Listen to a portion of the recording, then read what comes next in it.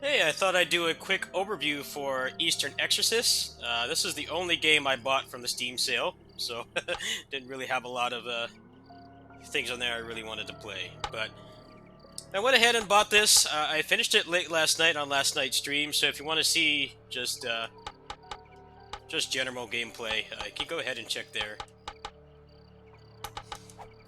So this is, I wouldn't really call it a Souls-like. It's more like kind of like Odin Sphere and Muramasa, but more grounded. Uh, Even the animation is the same. The way the map works and everything is pretty similar, but the combat is very different. It's not as flashy. It's definitely more grounded. You have stamina, but there's actually ways to get it back. Kind of like Neo, but a lot more simple. So if I do these normal attacks here, you'll see that it's going down and it recovers. Pretty normal stamina system stuff, but if I do this pause attack here, you'll see that she gets her stamina back pretty much by the time it finishes. So if you're good at chaining those together, you'll actually have a lot of opportunities to get your stamina back. Also, much like Neo 2, there's lots of little skill tree nodes and upgrades you can get that allow you to get stamina back for other things. So dispelling is kind of like, because these are like exorcists and stuff, if they like exorcise the demons, you get like certain buffs. Like here, this gives a lot of stamina back. There's a couple other ways to get stamina back too.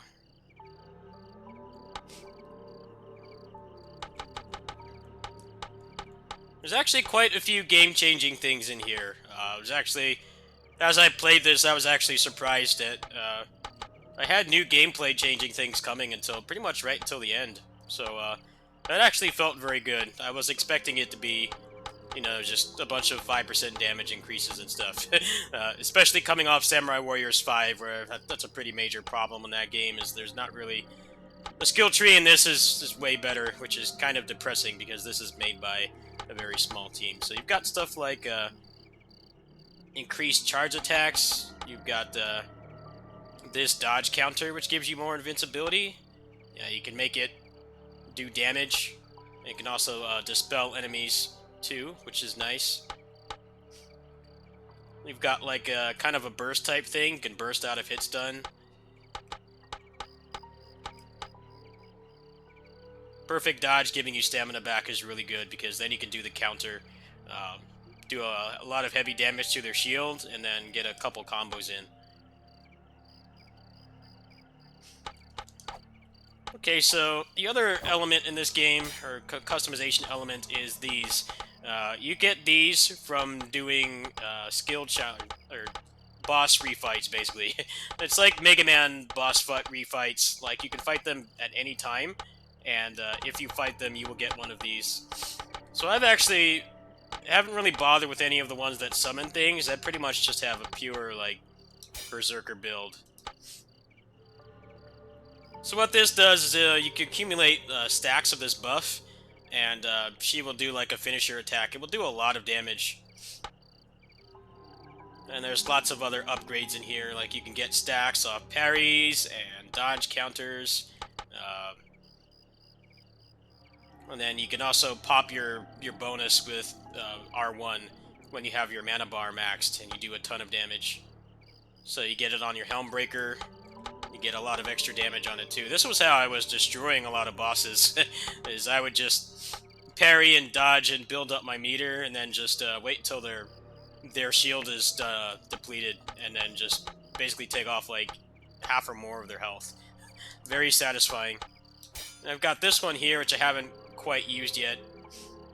This will allow you to, kind of a similar stack system, but it will allow you to get little sword waves to come out.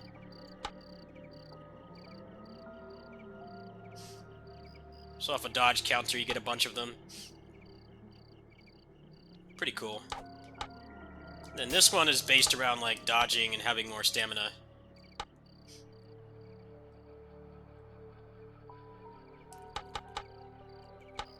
But as you level it up, you have a lot more chances to proc the blades.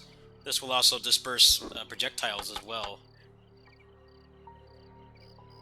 I actually found this to not be very useful, just because the enemies will move. Okay, so let's go ahead and show some boss fights.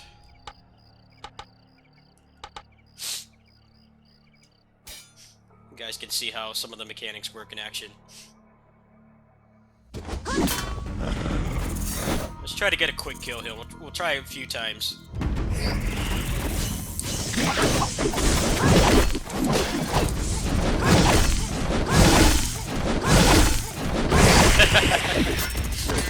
So, I should clarify, this game has a new Game Plus system, so you basically carry over everything. There's like no limit to how much you can carry over at all, so I guess you could basically use this to just max out, but at the same time, this game is pretty flexible. It allows you to change the difficulty at any time. Like, this boss here is your standard crappy gimmick boss, so I didn't really feel like fighting it, so I just put it on easy to get past that. But majority of the boss fights in the game, you will get the chance to fight them again. So you generally want to do that because that's where you get those passives that I was using. Let's go ahead and show a couple more.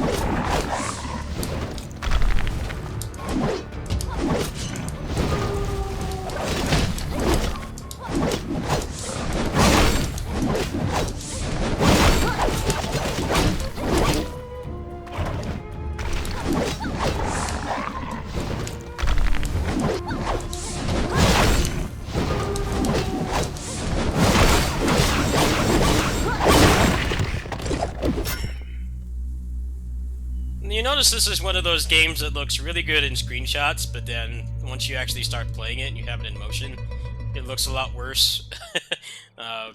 That's just because they're using skeletal animation. Like, when you stand still, this game looks beautiful, but then when you know, the characters actually start moving and fighting and stuff, it looks pretty janky, and that's just a byproduct of using skeletal animation, which is unfortunate, but I think the game makes up for it. It's just sometimes it feels like the hitboxes aren't as good as they should be because of the skeletal animation, and also because they don't really feel like you're hitting the enemies.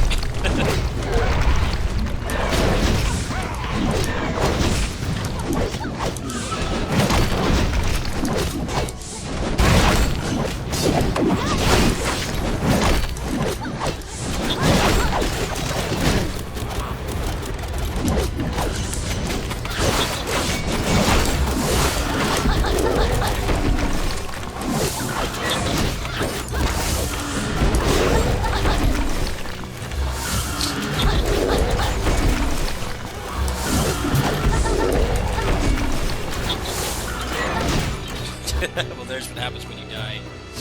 The bosses in this game are mostly good, but there's a couple unfair ones. I really feel like they just, they rely on gimmicks too much, or have really weird hitboxes on their attacks.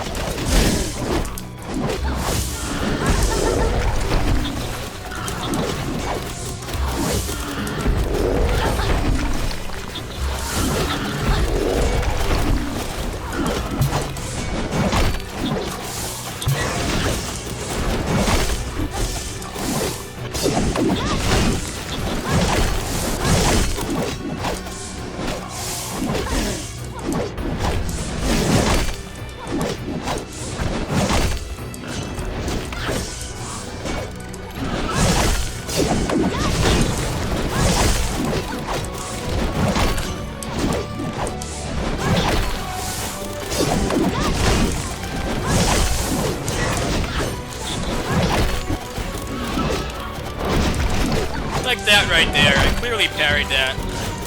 But the hitbox was weird.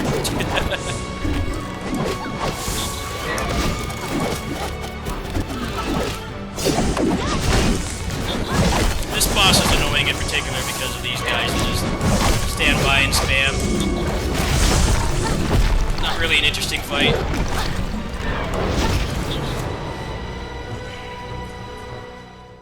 This is actually one of the worst bosses to show off the game because he keeps spamming.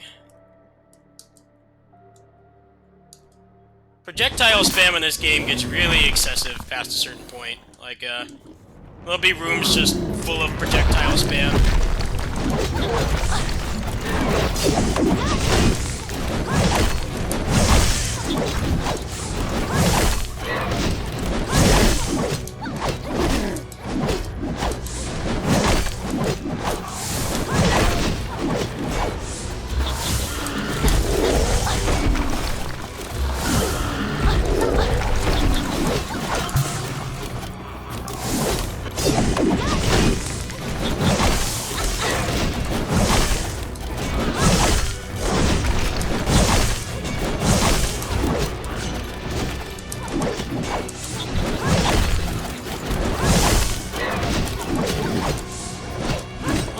Problems with fights in this game is that, like right there, you saw I landed the parry. That would have hit him, but I collided with this character bump, and it did work. That happens a lot in this game.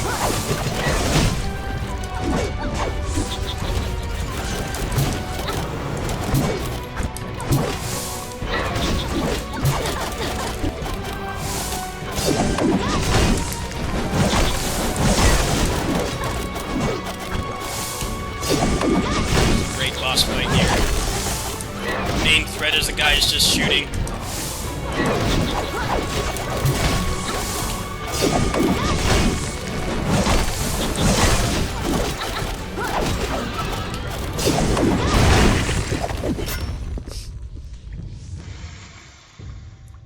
That's one thing that can be really odd in this game. Sometimes you'll have enemies that you can't really parry.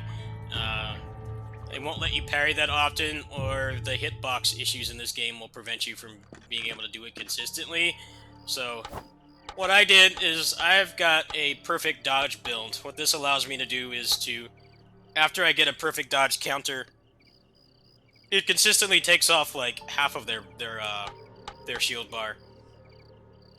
Much like Neo 2, you're going to do a lot more damage when they're stunned. So you want to have one of your passives here ready, so that when they are stunned, you can pop that and get a bunch of extra damage. Let's try another fight here. They let you fight a majority of the bosses, but some of them actually don't come back, which is kind of weird. I actually really like this because it makes it so that if you know how things go normally in like difficult boss-oriented games where you heal through them, you use a bunch of your crutches to just progress through the game, and you don't really get to learn how to fight them until you play through the game again. Whereas here, you can heal to your heart's content, but to get the best stuff, you have to fight them again, and they are strengthened here. So you're gonna want to fight them again anyway, which I think is actually really nice. It definitely sucks when you get a good boss fight in a game and you have to play through the entire thing again just to get a chance to fight them. I actually think this is pretty cool, but you run out of rewards pretty quickly, and at that point it's kind of just, there's not really a whole lot else to really go for. I'm not going to go through the rest of these because I haven't fought them as much, but you can see you get a bunch of stuff for refighting them.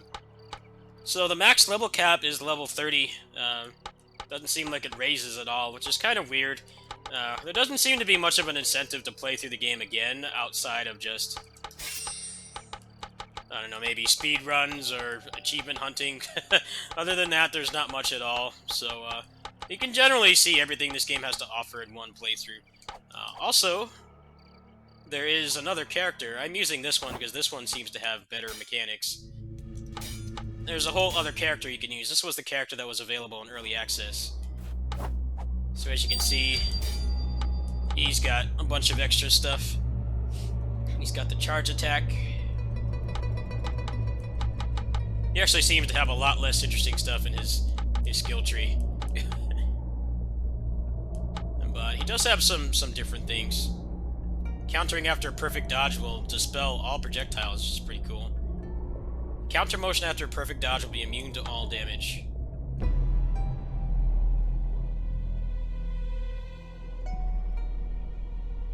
That's pretty cool. This isn't really a combo-based game. It's more of a, you know, defensive-based game, which is kind of what I like. I like when a game has good defensive options. There's not really that much to the combat, but what's there feels pretty good. It's mostly just the fact that they're using skeletal animations. I guess they're not really using that great of a hitbox system. It definitely can feel unfair sometimes. You can be next to something and you can land a parry or a perfect dodge, but because the hitboxes aren't as good as they should be, and how the attacks are animated relatively poorly, sometimes you don't get the payoff you deserve, and that can be really frustrating. But this game's still fun for what it is. They're charging about $17 for it. I think you can see pretty much everything just beating the game once with both characters. Everything past that is just skill trees and stuff. If you guys want to see some of the basic moment-to-moment gameplay, I'll play for a little bit. 我们是其实蛮你呢？原来有你，且慢，我看师兄万物师兄。 See how nice these cutscenes look, but then when you fight, the animation looks pretty janky. Skeletal animation's a good way to get your foot in the door, but for games like this, it's not always a good fit. So you have small maps, just like Muramasa. There's not really any elevation. Or there's some elevation, but everything is pretty much going to be on a flat plane. It can be hard, it can be easy to get lost sometimes, but generally the game is pretty linear. The exploration aspect of the game feels pretty lacking, because there's not really that many secrets. It's kind of weird how they give you all the secrets just by fighting the bosses again. I think if they had put those around the game world, exploration would have felt a little bit better. Also, you can't leave an area until you kill all the enemies, so backtracking can be really obnoxious in this game. There was a point in the game where I fought an entire group of projectile spammers, and, you know, the inner speedrunner in me tried to just skip past them, but the game actually doesn't let you. They really want you to get into force fights, but sometimes the enemies aren't really that fun. This is definitely one of those games where the bosses are the meat of the game. Fighting the regular enemies isn't terribly interesting.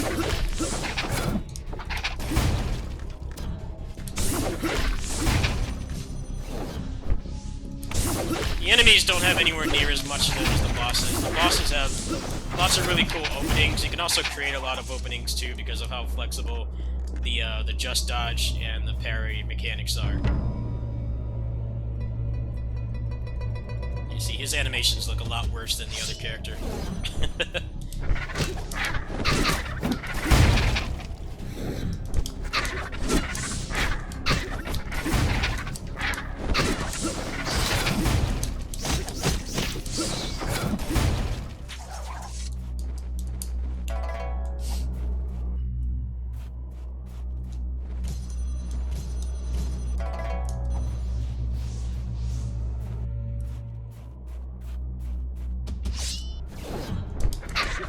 Moveset's a lot less fun too.